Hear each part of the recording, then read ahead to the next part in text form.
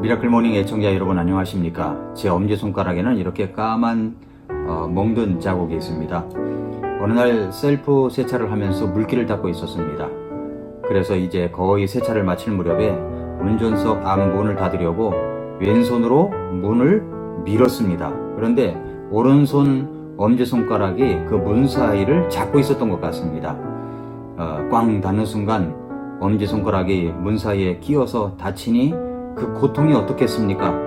아, 이런 내가 왜 이렇게 멍청한 짓을 했지? 하면서 생각난 성경 구절이 있습니다. 오른손이 하는 일을 왼손이 모르게 하라고 말씀하셨는데, 그건 외적으로 드러난 선한 일을 할 때이고, 내 육체는 오른손이 하는 일을 왼손도 알아야 되겠구나. 이상한 해석 같지만 그렇게 생각이 들었습니다.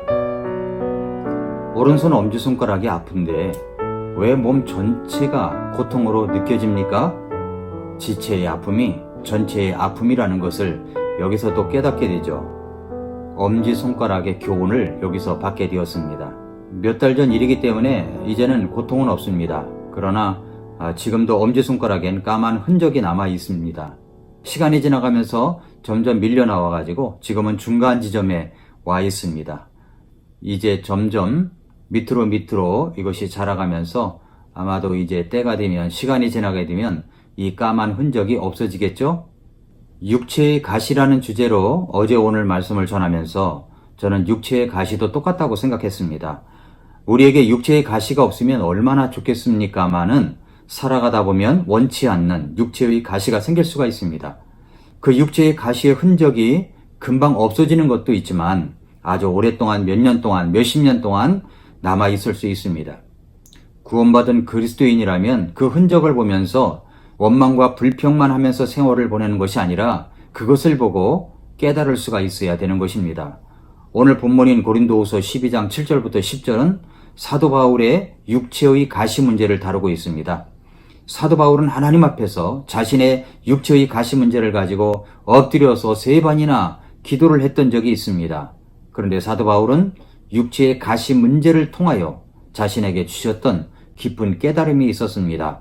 그것을 우리는 어제 오늘 나누고 있습니다. 어제 말씀드렸던 대로 첫째로 육체의 가시를 통해서 우리는 내 자신이 겸손하게 되는 것을 배우게 됩니다. 오늘 두 번째로는 육체의 가시는 우리에게 기도를 가르쳐 주시기 때문에 감사할 수가 있습니다. 고린도후서 12장 8절에서 내가 이 일로 인하여 그것이 내게서 떠나가도록 주께 3번 간청하였더니 라고 말씀하고 있습니다. 내 안에 가시 때문에, 내 안에 있는 가시 때문에 우리는 기도하게 됩니다. 그런데 가시라는 고통의 문제가 일어나지 않으면 기도하지 않을 때가 너무 많다는 것입니다. 바울 사도는 3번이나 기도했습니다. 그 문제를 끌어안고 기도했습니다.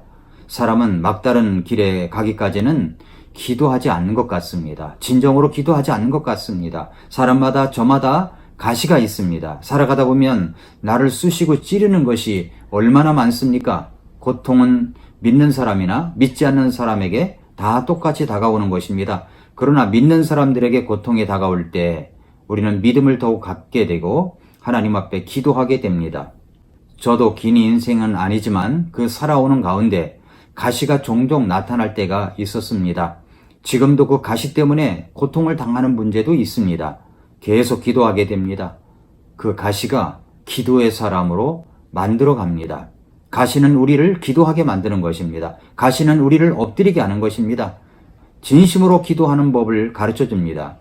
그렇기 때문에 가시로 인하여 하나님 앞에 감사할 수가 있게 되는 것입니다.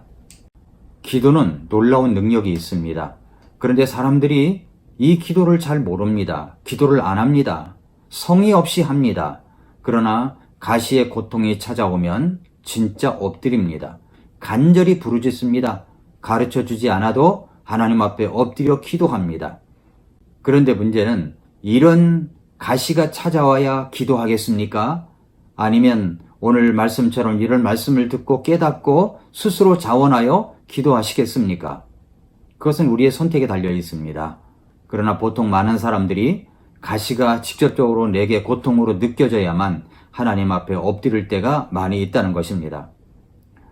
2001년도에 뉴욕타임스는 한국의 차병원과 미국의 컬럼비아 대학이 공동 연구한 한 임상 연구 결과를 보도했는데, 이 논문이 미국 의학계에 큰 관심을 불러일으킨 적이 있습니다. 생의학지에 발표한 불임치료 연구 논문인데, 중보기도가 남을 위해서 기도해 주는 것, 이 중보기도가 임신 성공률, 그 임신이라고 하는 것은 시험관 내 수정 배아 전달을 말합니다.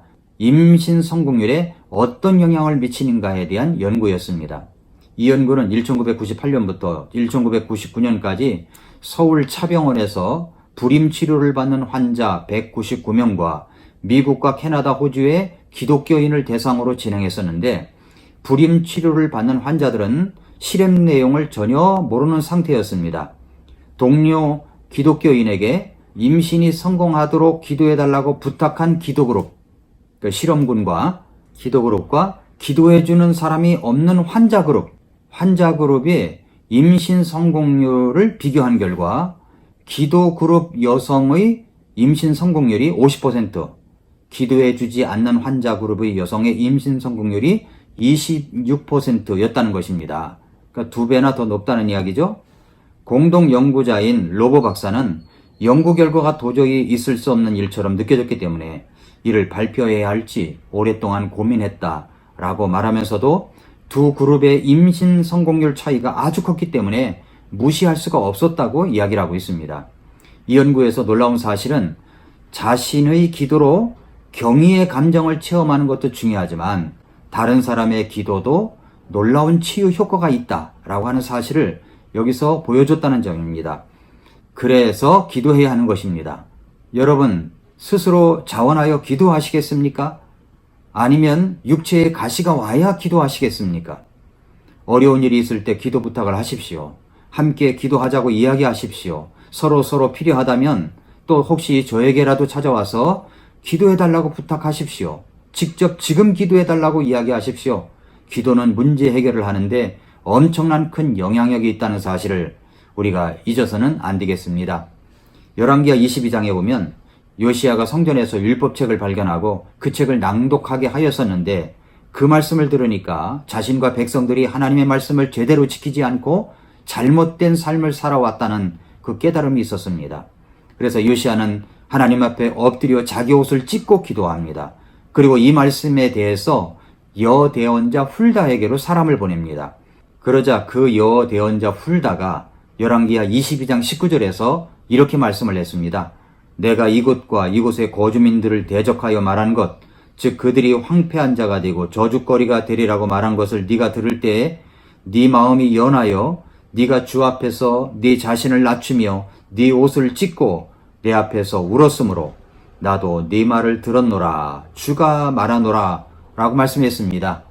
그러니까 훌다를 통하여 하나님께서 말씀하시는 것은 요시야 왕은 가시가 왔을 때 우리 하나님을 향하여 옷을 찢고 마음이 연하여 부드럽게 되어 주님 앞에 자신을 낮추며 하나님 앞에 울며 기도했다는 것입니다. 그랬더니 우리 주님은 말씀하시기를 나도 네 말을 들었노라 라고 말씀하신다는 이야기죠. 가시는 우리를 기도하게 합니다. 가시는 하나님 앞에 자신이 울며 매달리게 합니다. 가시는 엎드리게 합니다. 마음이 연하여 자신을 낮추게 되고 마음을 찢으며 하나님 앞에 울며 기도할 수 있게 만드는 것이 바로 육체의 가시입니다. 그때 우리 하나님은 우리 말을 듣는 것입니다. 특급 호텔 가운데 홀리데이 인이라고 하는 호텔이 있습니다. 이 창업자인 캐먼스 윌슨의 이야기입니다. 미국 제재소 직원이었던 그는 아침에 출근해 보니까 자기 책상 위에 해고 통지서가 와 있었답니다. 아무런 설명 없이 황당하게 해고를 당하게 된 그는 굉장히 화가 났고 자기 상관에 대한 복수심이 불탔습니다. 끌어올랐습니다. 캐먼스 웰슨에게 가시가 찾아온 것입니다. 그는 제재소 옆에 똑같은 제재소를 만들어 볼까 생각해 보았지만 자본이 없었습니다. 그는 너무나도 실망하고 좌절하고 자포자기해서 얼마 동안 집을 떠나 있었습니다. 여러 달 동안 방황을 하면서 모든 것을 잊으려 했지만 잊을 수가 없었습니다. 그는 가진 돈을 모두 써버린 후에 할 수 없이 이제 집으로 돌아옵니다.